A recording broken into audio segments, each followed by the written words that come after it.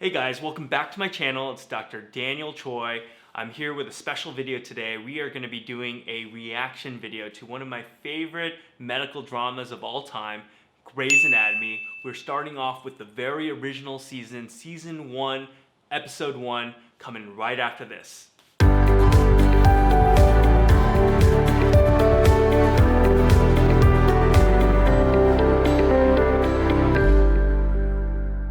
So Grey's Anatomy is actually a pretty special show to me. It's actually a show that I watched back in the day in pre-med days to try to motivate myself to study. And hopefully I can provide some education and some background about how surgical training really is. Today, you are the doctors. The 7 years you spend here as a surgical resident will be the best and worst of your life. You will be pushed to the breaking point. Look around you. Say hello to your competition. 8 of you will switch to an easier specialty. 5 of you will crack under the pressure. 2 of you will be asked to leave. Wow, that's a little dramatic, but I can see why I watched this show back when I was a pre-med student and was like, wow, surgery residency sounds so awesome. It sounds so dramatic. It's like Gladiator. It's like you gotta fight your way to the top. And fortunately, surgical training is really not like this. There are people getting fired. That does not happen. There is a evaluation process in surgery. So residents do need to show that they're passing certain milestones and learning certain competencies, and there can be what we call remediation processes where you have to maybe get held back 1 year or whatnot, but it's definitely not as dramatic as it's being made to sound here. Orientation is actually not like this at all. I remember my orientation, we were sitting in a lecture hall, a lot of paperwork that we had to fill out, some boring lectures that I don't remember. It wasn't like us walking around an OR like this at all. How well you play, that's up to you. Hi, I'm Isabel Stevens, but everyone calls me Izzy. I have 5 rules, memorize them. Rule number 1, don't bother sucking up. I already hate you, that's not gonna change.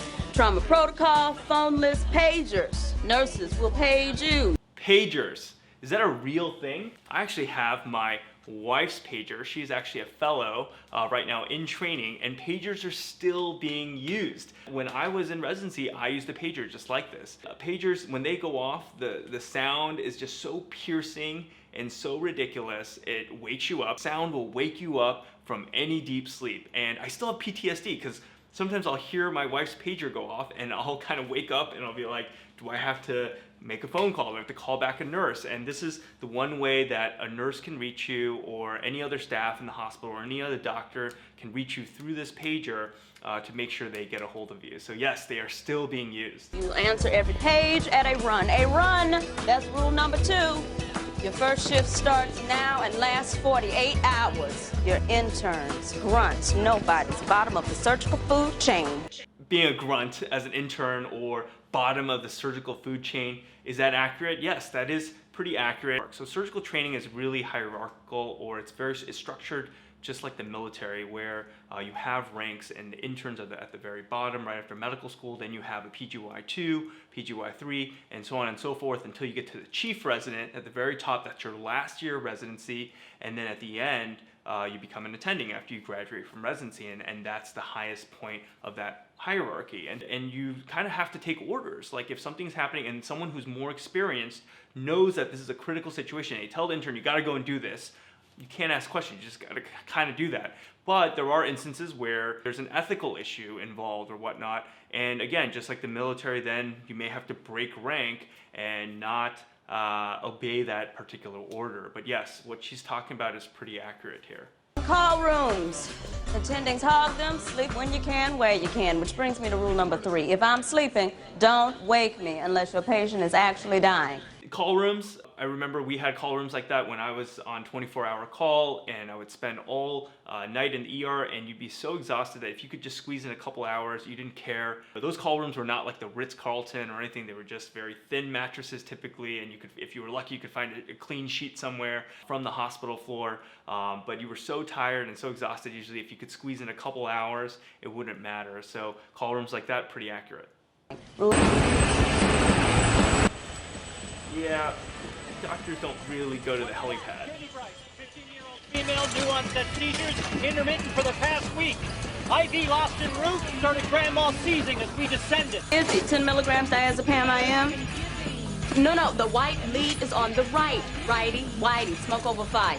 A large bore IV don't... What's happening here is that there's an unstable patient. You need to do your best to stabilize the patient as quickly as possible. And this happens usually in the trauma bay or the emergency room. It's a little chaotic just like this. And what Dr. Bailey here is thinking about typically is what we call the ABCs, or airway, breathing, and circulation. Airway is just checking to make sure there's no obstruction in the mouth or the nose or something that's preventing them from breathing. One thing you can do is just ask them to speak, and if they can speak, that means their airway is clear. B, for breathing, is you can watch and see if they're actually having spontaneous rise and fall of their chest, and that can mean that they're able to breathe well. You can also use a stethoscope to check their lungs. One of the things that can prevent a patient from breathing properly in a trauma setting, where I did a lot of work as an orthopedic surgery resident, is something called a pneumothorax, or a dropped lung or a collapsed lung, can prevent a patient from breathing well. Circulation is what we call is the heart pumping and taking blood from the heart and sending it out to all the essential organs of the body, and is that happening properly? And one way to check for that is a pulse. In this kind of setting, everyone's checking for a pulse to make sure that they have a patient has adequate circulation.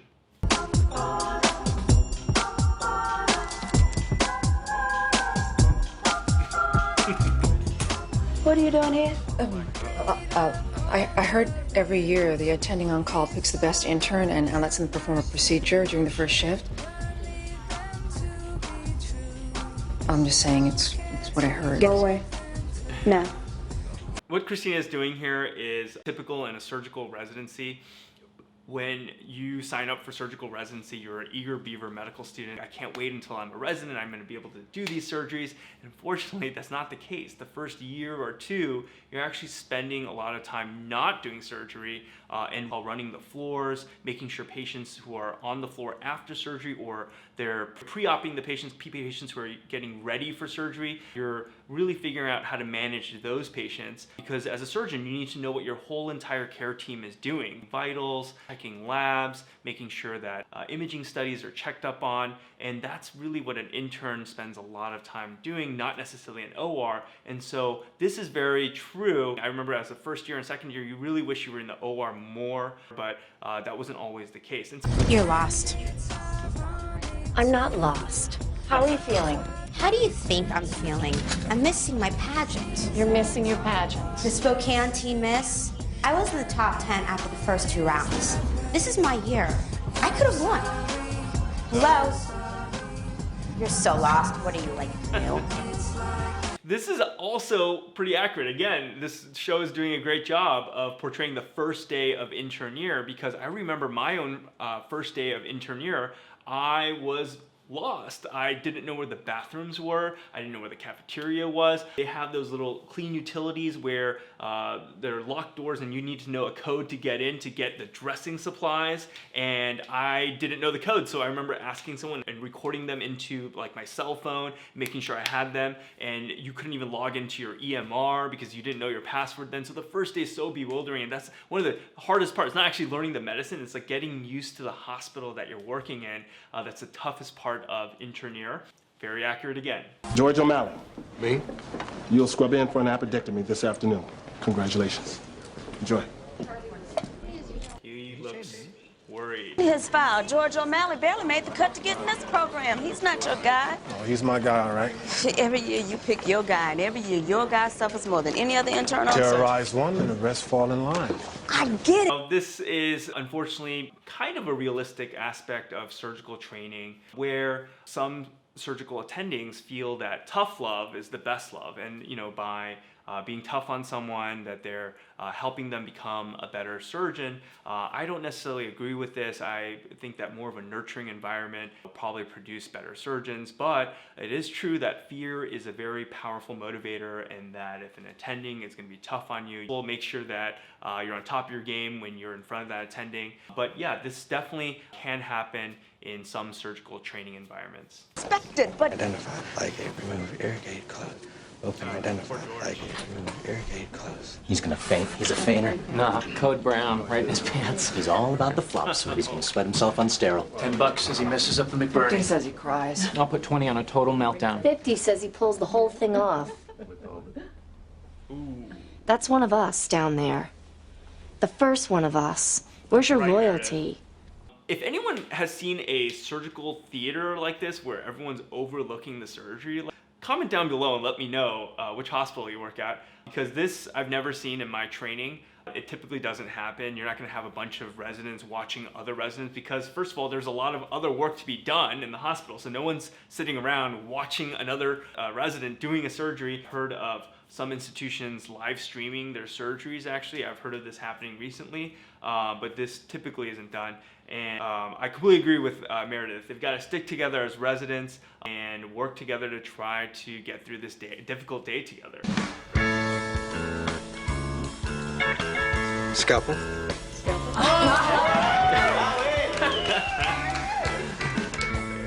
That bird is trouble.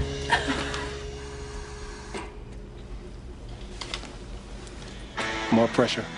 Human flesh is a tough shell. Dig in. Pickups. Pickups. Clamp. Clamp.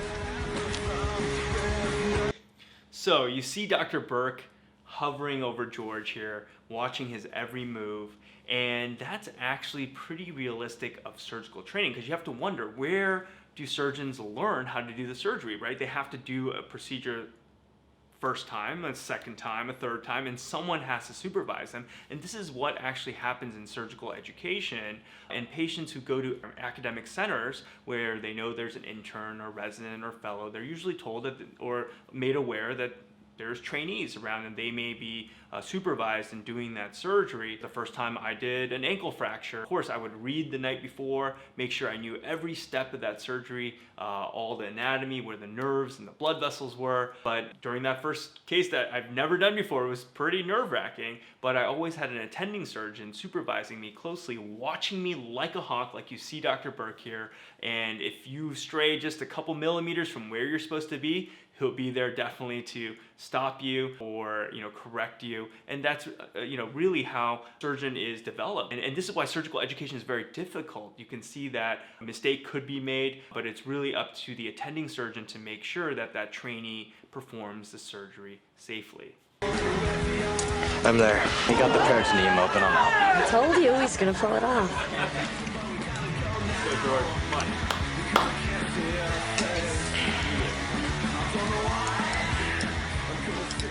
Scalpel. Scalpel. Oh yeah. Appendix is out. That's what I'm talking about. So that right there is one of the best parts of being a surgeon, right? You have a goal in mind. Here he's doing an appendectomy. He's trying to take the appendix out. He successfully takes it out. And that is one of the best parts of being a surgeon. You have an end goal and you can achieve it. It's almost like instant gratification, right? We have something, we use our hands and we fix it. And I get the same feeling when I have a patient with a herniated disc per se, and I am able to take it out and cure their sciatica. It's a very victorious and awesome feeling. Thank you. Now all you have to do is invert the stump into the cecum and simultaneously pull up on the purse strings, but be careful not to break them. This is also very realistic of how surgery can be. And surgery is typically, you want to go from point A to point B, and you have a series of steps that you have to accomplish before you get to B, and you close the patient up and you get them off the table. And sometimes you take a detour. Sometimes there's a little setback in the surgery that you're not predicting, and you can see that happening here in this surgery. You ripped the cecum. You got a bleeder. You're filling with stool. What do you do now? Think. You start the suction, and you start digging for those purse strings before she bleeds to death. Bucky, give him a clamp. BP's dropping. He's choking. Come on, George. Today, pull your balls out of your back pocket. Let's go. Dr. Burke is not helping. Not helping. Getting too low, folks.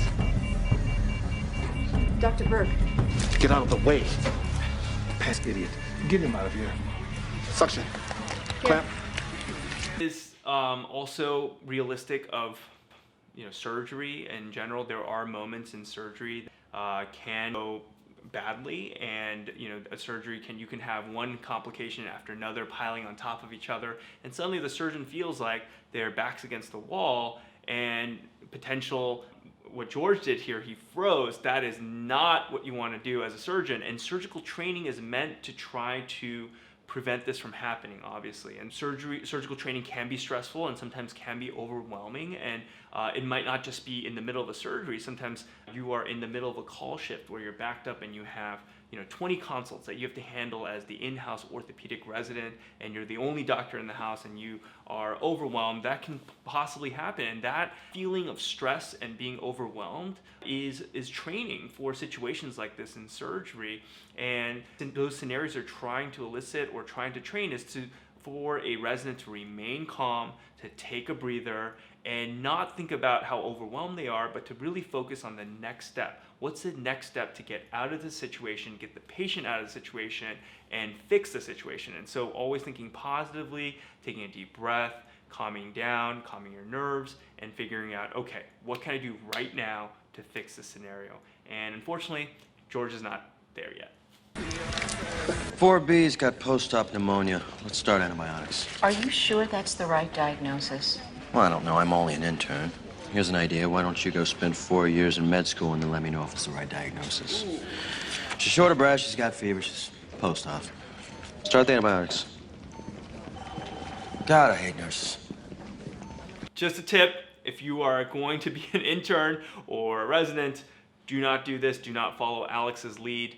Nurses are amazing. They are a big part of my care team. Without nurses, I couldn't do what I do as a surgeon, to be honest. They are on the front lines taking care of my patients. And to be honest, when I was an intern, I knew that all the nurses in that hospital ward or in the OR, they actually knew way more than me. And so I was super nice to them to try to kind of get on their good side so that I could actually learn and absorb any of their knowledge to help me take care of patients. And so this is not the way to go on your first day of intern year.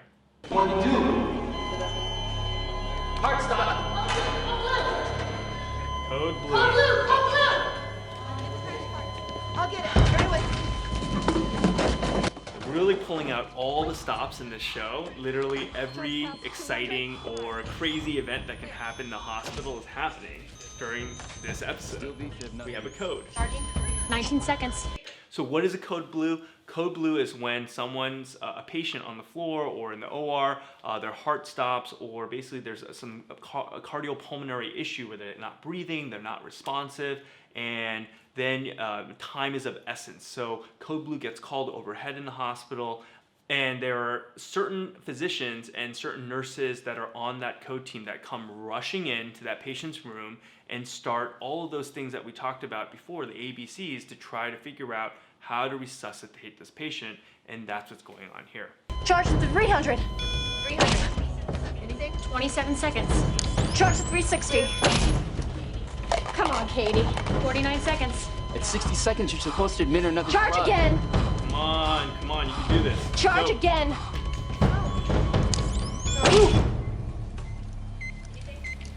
Anything? I see sinus rhythm. Blood pressure's coming up. All right, so the resuscitation was successful when the nurse was saying you're supposed to push a medication every 60 seconds. What he's talking about is certain medications like epinephrine and amiodarone are used in conjunction with chest compression. So there's no, one of the inaccurate parts of this was that if the heart had stopped, as the vitals showed, they should really be doing chest compressions. And the medications are used to stimulate the heart and are also part of this code blue. You said it was a seizure disorder. Now you're saying it isn't? I'm saying that I don't know. Well, what do you think it could be? I don't know. When will you know? I don't have an answer for you for now. Katie is stable. Wait 1 minute. We came here because this hospital is supposed to be the best in Washington. That's my kid in there. My kid. And you have the audacity to stand here and tell me I don't know. Mr. Bryce? No, I want someone else. A doctor who knows what they're doing. You get me someone else. Someone better than you. Mr. Bryce, I assure you that I am working hard on Katie's No, case. you're not. If you were, you'd be able to give me some answers. So, again, this episode's really doing a good job about portraying pretty realistic scenarios, and unfortunately this does happen time to time. I actually, when I was a fellow, remember seeing a scenario where a patient was so frustrated that he was not getting a diagnosis, and we had been working day and night, had multiple teams, multiple doctors on board trying to figure out a diagnosis, and we couldn't find one. And so we were very upfront with the patient, but the patient was so frustrated they ended up firing my attending surgeon. And so that can happen. When this happens, it's a patient that's under a lot of distress. I understand that they're not like this as a normal person. They're in a very stressful situation. And so you try to take a deep breath, walk out of the room. You don't try to argue back with the patient. And you come back when they're more calm, and you try to re-explain the situation. Okay, no apple juice allowed in the OR.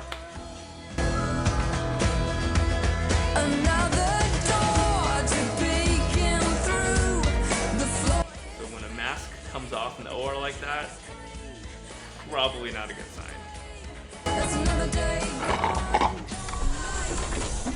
Wow, that was quick. His heart had too much damage to give him a bypass.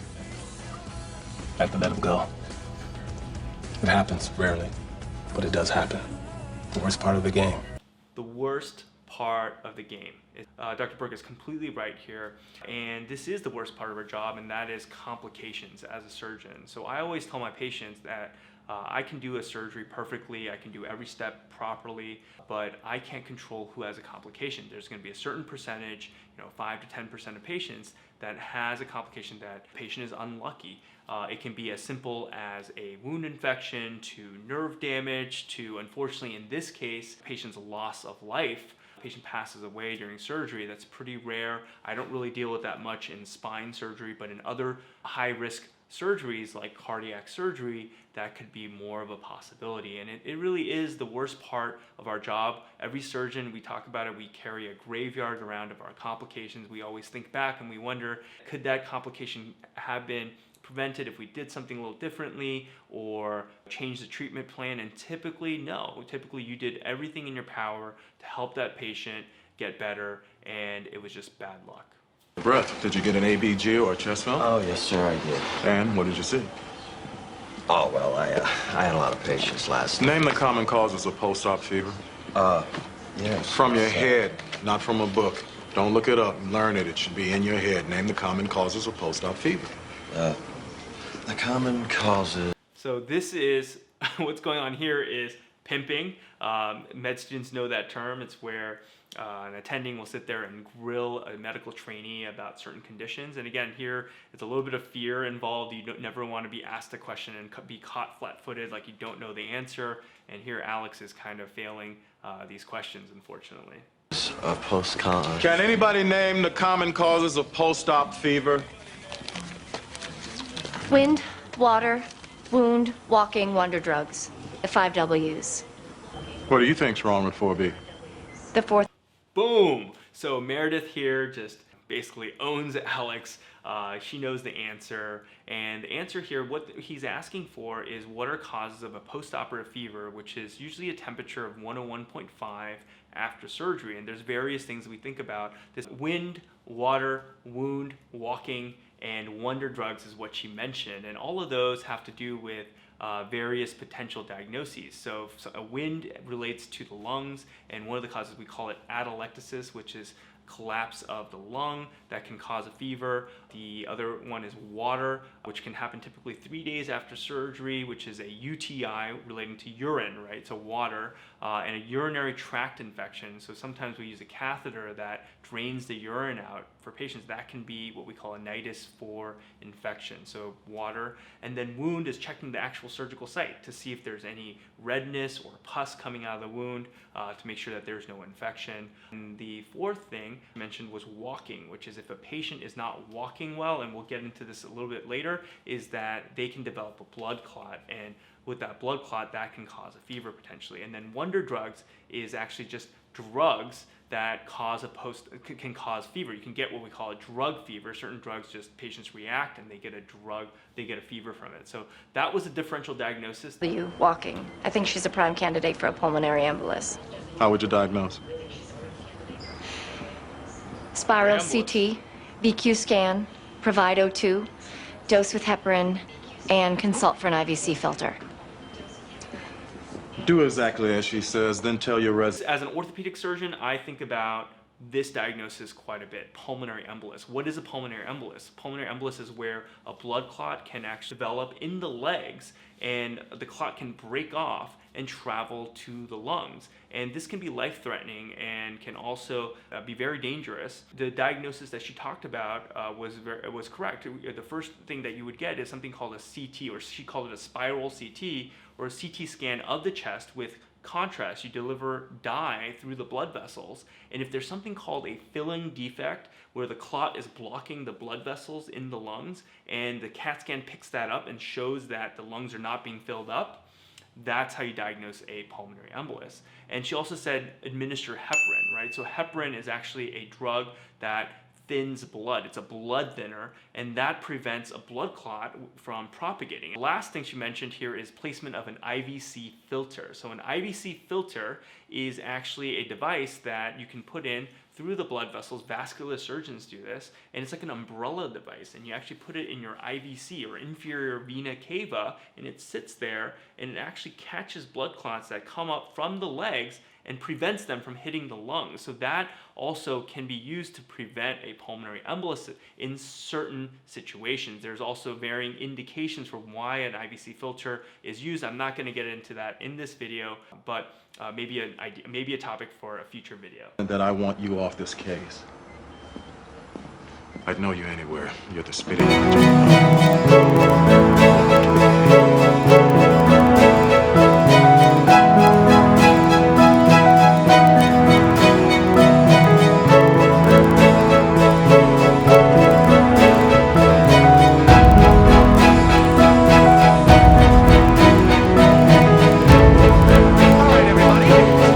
Save lives. Let's have some fun. Come on, guys, that is such a great line. It's a beautiful day to save lives. How does that not make you want to be a surgeon? And so Grey's Anatomy really did a good job just watching the scene to motivate me to keep studying. So this was actually surprisingly to me a very accurate portrayal of surgical training. I actually got a little emotional watching that because surgical training is very difficult. It is kind of how they talked about it. It is a lot of blood, sweat, and tears and sacrifice. A lot of late nights. It's a lot of staying in the hospital, trying to learn everything you can to become a better surgeon. And sometimes that comes at the loss of time with loved ones, time with family. I know residents who had kids during their training. I don't know how they did it, to be honest. And it's a big commitment. And any surgeon who's been through that process will tell you that. I don't know a single surgeon who would tell you that that was a piece of cake or an easy time in their lives. But going through it and being on the other side of it now, having the opportunity to do what I get to do, to intervene on my patients and fix them and cure their sciatica or take away their pain and improve their function, all of that is worth it. And so this episode definitely is a little unrealistic in terms of all the crazy things that can happen in a day of a doctor. They all don't happen in one day. Typically, surgeons have a very predictable day, and there's not a lot of craziness like that. You don't have a code in one day and then a surgeon and then a patient dying on the table the same day. That all doesn't really happen. Everything's very predictable and it's more routine and not as dramatic. But in many senses, this did touch upon some of the more difficult parts of the training of being a surgeon and some of the difficult aspects of being a surgeon. And so in that aspect, I really enjoyed this episode. I hope you guys really enjoyed this reaction video. If you have a certain show or episode that you want me to react to in the future, please leave that in the comments below. Make sure you like this video, hit subscribe, and hit notifications, and I'll see you on the next video. Thanks for watching.